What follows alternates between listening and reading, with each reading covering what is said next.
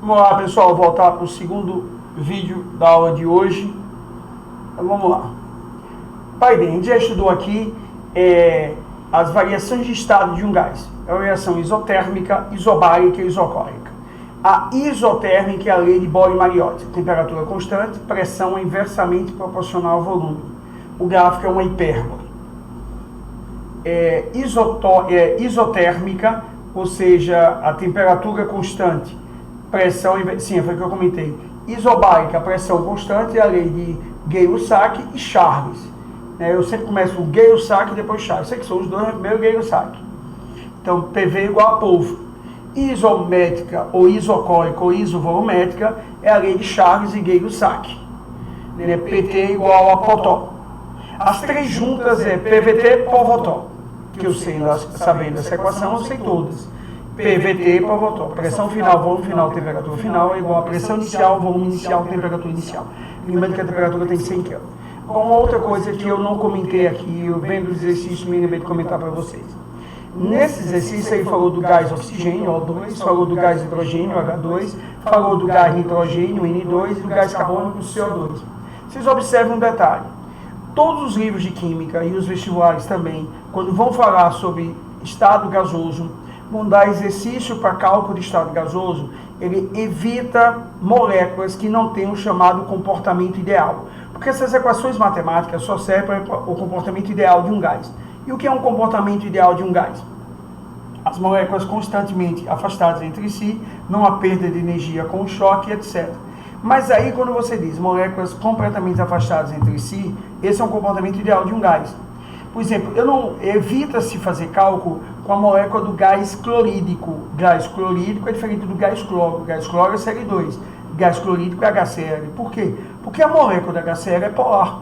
Se ela é polar, ela tem polos. Se ela tem polos, ela tem poder de atração. Então, tecnicamente, ela não está tão afastada assim. Por isso que se evita moléculas polares no estudo dos gases. Quando a gente vai trabalhar com gás, para estar de acordo com essas equações matemáticas, tem que ser um comportamento ideal. E para ser um comportamento ideal, as moléculas tendem a ser apolares. Se você vai perguntar qual das duas moléculas tem um critério, encaixa melhor no comportamento matemático do estudo dos gases, a primeira coisa que você olha é a polaridade da molécula.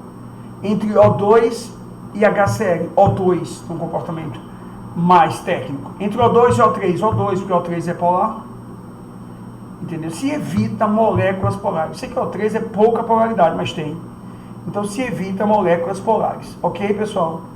Então vamos lá. Condições normais de temperatura e pressão. Nós temos duas constantes. A primeira é chamada CNTP, CN, ou TPN, ou TP. Condições normais de temperatura e pressão. Esse normal não é de normalidade, de ideal. Não é de norma, é de regra, é de convenção. Toda ciência trabalha com a convenção. Se alguém pergunta assim, sabe qual é o seu peso? 83 quilos. Eu sou 83 vezes mais pesado do que um padrão de convenção que foi dado como 1 quilo. Qual é a sua altura? Aproximadamente 1,80. 1,79 alguma coisa. Então eu sou aproximadamente 1,8 vezes maior do que um padrão de comprimento de altura. Então tudo na ciência tem que ter um padrão. O que foi que a ciência fez? Precisamos ter uma convenção. Qual é a convenção? Qualquer que seja o gás. Não importa o gás.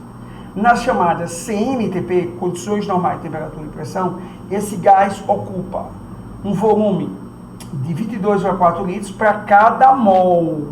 Se eu tenho 2 mols, seria o dobro. Se eu tenho 10 mols, 224 litros. 22,4 litros para cada mol, quando está submetido a uma pressão de 1 atmosfera, a uma temperatura de 0 graus Celsius ou 273 Kelvin.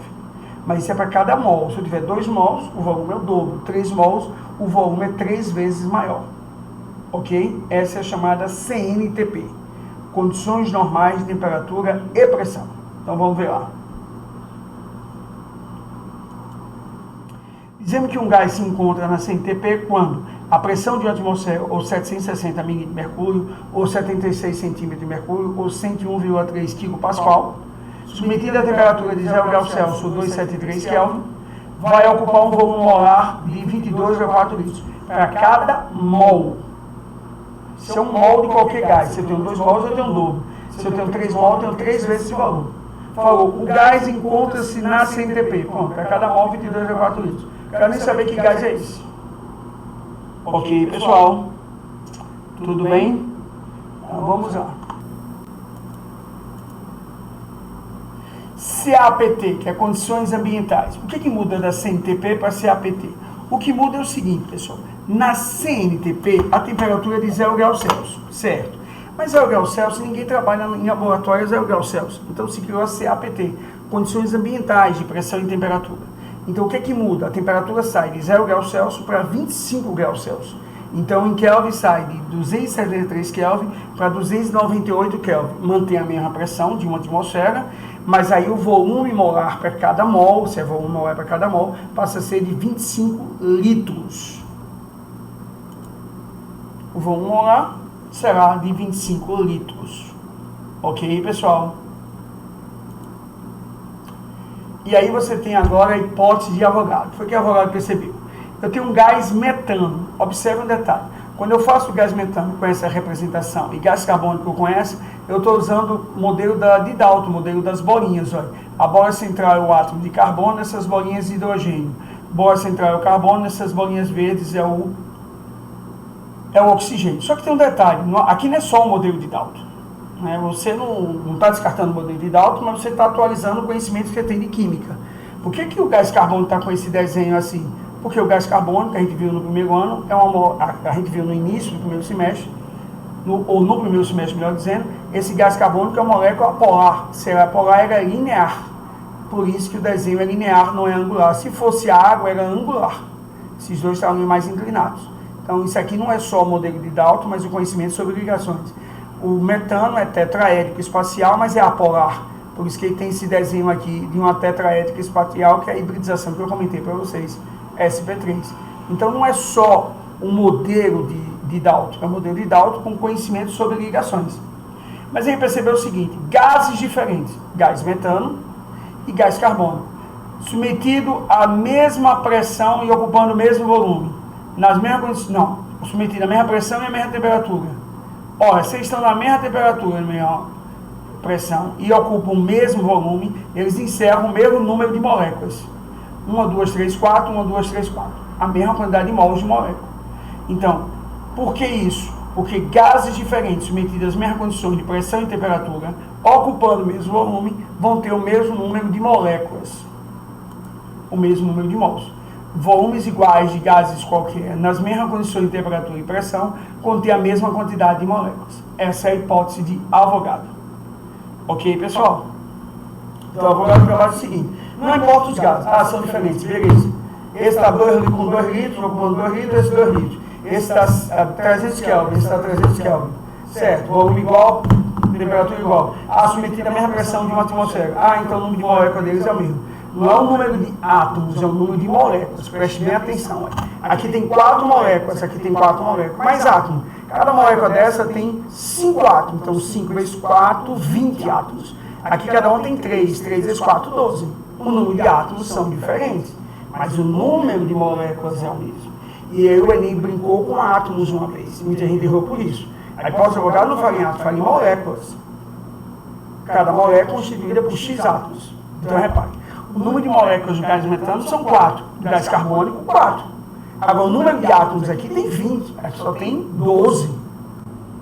Mas ele não falou em átomos, falou em moléculas. Ok? Então vamos lá. Faça uma previsão de volume ocupado por uma amostra de 3,5 mol do gás nitrogênio N2 na CNTP. Ora, 1 mol ocupa 22,4 litros. 3,5 x. Você faz essa conta aí e acha a resposta. Ok, pessoal? É só pegar 3,5 e multiplicar por 22,4. Vai dar 78,4 litros. 1 mol tem 22,4, 3,5, V. V vai dar 78,4 litros. Ok? Questão 2. A 25 graus, 298 Kelvin, 1 atm, então ele está na CAPT. O volume molar de um gás é de 24,5 litros. Não está dando 25, está dando 24. Vou parar aqui para começar na próxima aula, pessoal.